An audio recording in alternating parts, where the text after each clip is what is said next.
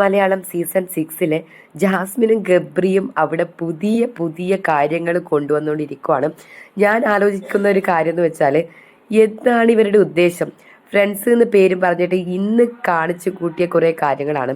ഇന്ന് കാണിച്ചു കൂട്ടിയതെന്ന് പറഞ്ഞാൽ, നമുക്ക് ഒരു ലിമിറ്റ് എന്ന് പറയുന്നുണ്ട്. ആ ലിമിറ്റ് കടന്ന് പോയിട്ട് അതിൻ്റെ ഏറ്റവും അങ്ങേയറ്റത്ത് നിൽക്കുന്ന കാര്യങ്ങളാണ് ഇവരിപ്പോൾ ചെയ്തുകൊണ്ടിരിക്കുന്നത്. എനിക്ക് ഏറ്റവും കൂടുതൽ ഒരു ദയനീയ അവസ്ഥ തോന്നുന്നത് ഈ അഫ്സൽ എന്ന് പറയുന്ന ഈ വ്യക്തിനെ കെട്ടാൻ പോകുന്ന, ജാസ്മിനെ കെട്ടാൻ പോകുന്ന ആളോടാണ്. എങ്ങനെ സഹിച്ചിരിക്കുന്നു എന്നാണ് എനിക്ക് ചോദിക്കാൻ ഉള്ളത് ആളോട്. കാരണം എങ്ങനെ സഹിക്കാൻ പറ്റുന്നു? ഒരാൾ കല്യാണവും കാര്യങ്ങളൊക്കെ ഉറപ്പിച്ചതെന്ന് പറഞ്ഞിട്ട് അവിടെ പോയിട്ട് അതിലേക്ക് ഞാൻ കടന്നു വരുവാണ്. ഇന്ന് ഗബ്രിയായിട്ട് സംസാരിക്കുന്ന കുറച്ച് സംഭാഷണങ്ങളാണ് നിങ്ങൾക്ക് മുന്നിൽ ഞാൻ പറയാൻ പോകുന്നത്. ഈ കല്യാണം ഉറപ്പിച്ചു എന്ന് പറഞ്ഞ ഇതേ ആൾ ഗബ്രിയായിട്ട് സംസാരിക്കുന്ന സമയത്ത് ലാലേട്ടൻ അന്ന് പറഞ്ഞിട്ടുണ്ടായിരുന്നു ഗബ്രിയുടെ അടുത്ത്, ചോക്ലേറ്റ് നീ ആർക്ക് വേണ്ടിയിട്ടാണ് മാറ്റി വെച്ചതെന്ന് വെച്ചാൽ അത് വേഗം തന്നെ കൊടുക്കുക. കാരണം ലാലേട്ടന് അറിയാം ഇത് ജാസ്മിന് കൊടുക്കാൻ എന്നുള്ള രീതിയിലാണ് ലാലേട്ടൻ ഉദ്ദേശിച്ചത് ഈ ഒരു കാര്യം മാത്രമാണ്. ചോക്ലേറ്റ് എടുത്ത് മാറ്റി വെക്കുന്നതൊക്കെ കൊള്ളാം, അത് അലിഞ്ഞു പോകുന്നതിന് മുമ്പ് വേഗം എടുത്ത് കൊടുത്തോളൂ എന്നുള്ള രീതിയിൽ മാത്രമേ ഉദ്ദേശിച്ചുള്ളൂ.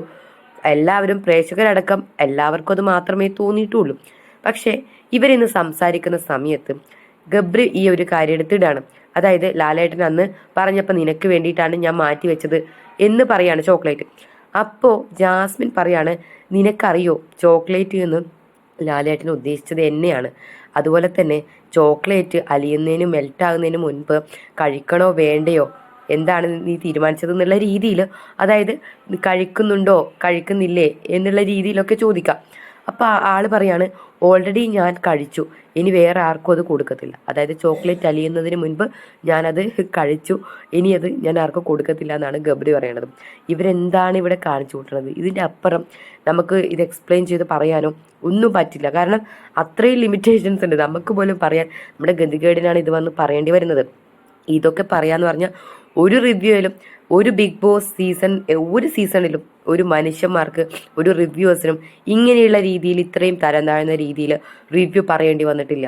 കാരണം ഇത്രയും തരം താഴ്ന്ന പ്രവർത്തികൾ ഒരു ഫ്രണ്ട്സ് എന്ന് പറഞ്ഞിട്ട് ഒരു ആൾക്കാർ അവിടെ കാണിച്ചു വിട്ടിട്ടില്ല. ഒരു ലവ് ട്രാക്ക് കാണിച്ച ആൾക്കാർ അവിടെ ചെയ്തിട്ടില്ല. ഇന്നേ വരെ മലയാളം ബിഗ് ബോസ് ചരിത്രത്തിൽ ആദ്യമായിട്ടാണ് ഇത്രയും തരം താഴ്ന്ന രീതിയിൽ റിവ്യൂവേഴ്സിനെ വരെ കൊണ്ടെത്തിച്ച പ്രവർത്തികൾ ജാസ്മിനും ഗബ്രിയും അവിടെ കാണിച്ചു കൂട്ടിക്കൊണ്ടിരിക്കുകയാണ്. എന്തായാലും അഫ്സലിനെ ഓർത്തിട്ട് എനിക്ക് നല്ല രീതിയിൽ എന്താ പറയുക, ഒരു നമുക്ക് പറയത്തില്ലേ ദയനീയ അവസ്ഥ. ആൾക്കിനിയിപ്പം എന്താ ചെയ്യേണ്ടതെന്ന് അറിയാത്ത അവസ്ഥയിലായിരിക്കും ആൾ നിൽക്കുന്നത്. നമുക്കത് ഊഹിക്കാൻ പറ്റുന്നതേ ഉള്ളൂ. ഇതൊക്കെ കാണുന്ന വീട്ടുകാരുടെ അവസ്ഥ അതിനേക്കാൾ ദയനീയമായിരിക്കും എന്നും അറിയാം. കാരണം സ്വന്തം മോള് പോയിട്ട് ഇങ്ങനെ വേറൊരു ചെറുക്കനോട് പറയുന്ന സമയത്ത് നിൽക്കണ വാപ്പയുടെയും ഉമ്മയുടെയും അവസ്ഥയും കൂടിയിട്ട് ജാസ്മിൻ ഒന്ന് ചിന്തിച്ചാൽ കൊള്ളാം. എന്തായാലും പുതിയ ലൈവ് അപ്ഡേറ്റ്സും കാര്യങ്ങളായിട്ട് വരാം. ഇതുപോലെ അധപ്പതിച്ച രീതിയിലുള്ള ലൈവ് അപ്ഡേറ്റ്സ് ആണ് ഇപ്പം നടന്നുകൊണ്ടിരിക്കുന്നത്. എന്തായാലും വന്ന് ഒരു 1.5 ആഴ്ച ആയപ്പോഴത്തേക്കും ഈ ഒരു ടൈപ്പാണ് കാര്യങ്ങളെങ്കിൽ ഇനി കുറച്ച് നാൾ നിൽക്കുമ്പോഴത്തേക്കും എന്തായിരിക്കും കാണിക്കാൻ പോകുന്നത് നമുക്കറിയത്തില്ല. നമ്മൾ എങ്ങനെയൊക്കെ കിടന്നും പലതും റിവ്യൂ ചെയ്യേണ്ടി വരുന്നു, എന്തൊക്കെ ഗതികെട്ട അവസ്ഥയിൽ റിവ്യൂ ചെയ്യേണ്ടി വരുന്നു അറിയത്തില്ല. എന്തായാലും പുതിയ ലൈവ് അപ്ഡേറ്റ്സും കാര്യങ്ങളായിട്ട് അടുത്ത വീഡിയോയിൽ കാണാം. അപ്പോൾ ചാനൽ ആദ്യമായിട്ട് കാണുന്നവരാണെങ്കിൽ സബ്സ്ക്രൈബ് ചെയ്യുക, ലൈക്ക് ചെയ്യുക, നിങ്ങളുടെ അഭിപ്രായങ്ങൾ കമൻറ്റ് ചെയ്യുക.